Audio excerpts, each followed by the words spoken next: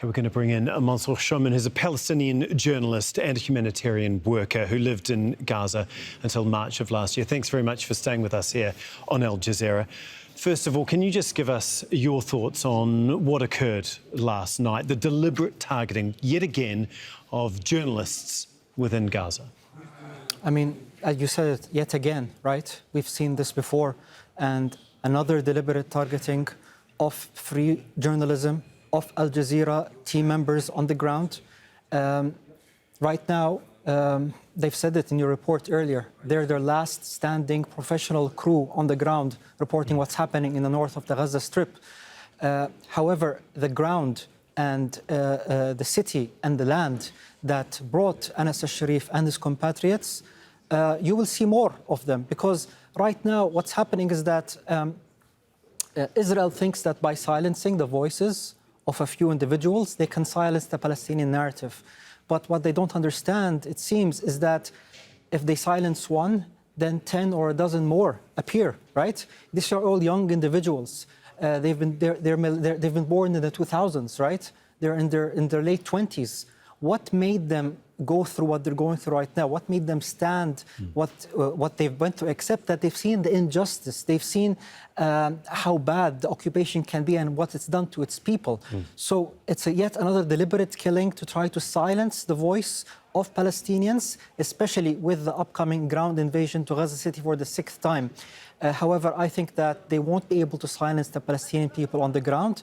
People will continue, as long as they have mobile phones, as long as they have access to satellite, they will continue to broadcast what they can on the ground to the people of the world to hear the Palestinian narrative. These were all young men, as you mentioned.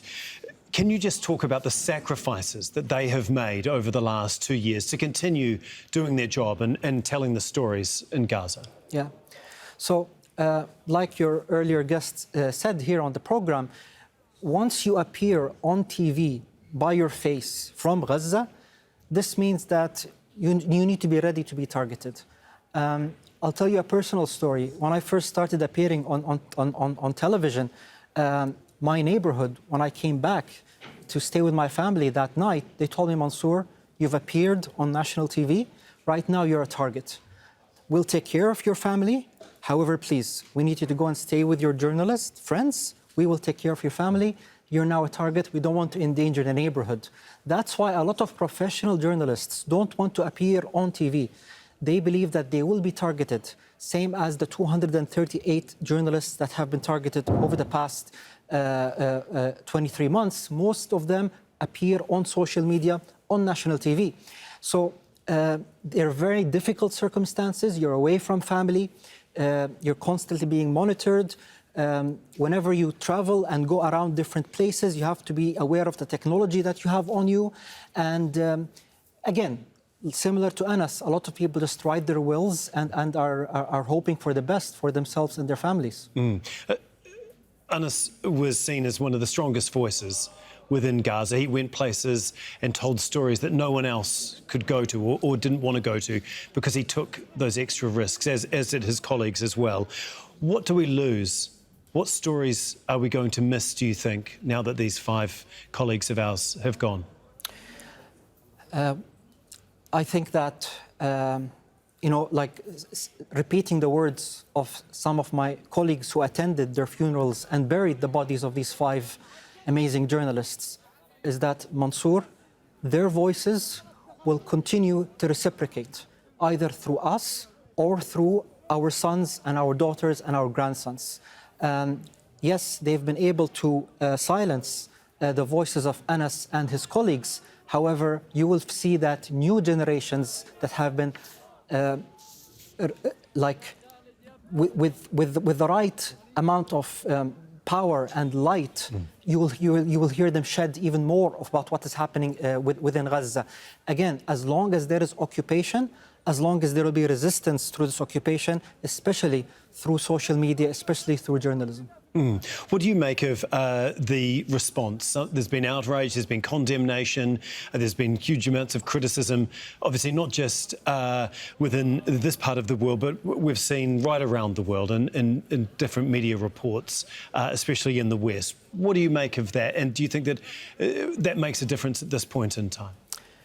Unfortunately, action speaks larger than words. And we've heard all of these condemnations before when several Al Jazeera journalists were killed either in the West Bank or in Gaza over the past few years. Even those that were American citizens, and nothing was done to stop the state of Israel for continuing its killings. So as long as I think this government remains to be in power, as long as they have the green light to do what they're doing from the US government, I think that they will continue to kill any free voice that tries to show the world what is happening on the ground in Gaza. And again, we repeat our stance to this Israeli government. If you believe that these people are biased, then allow international journalists to go into Gaza and report the news as it is from the ground as a third party. Well, just yesterday, Netanyahu pledged to allow journalists to do that in the Strip, to report from there. He also said that ensuring media safety was a key priority. 24 hours on, how would you describe that? Does that seem laughable now? I mean, Netanyahu says a lot of things, right? He's a veteran politician, and he knows what to say to different audiences around the world in different languages. So I think that actions will speak larger than words. Hopefully, international journalists will be allowed into Gaza to report on what's happening. However, I strongly don't believe that that will happen, given the nature of the crimes of this genocide and what has been committed on Gaza for the past 23 months. Mansour, thank you so much. We really do appreciate you coming in and talking to us. Thank you. Thank you.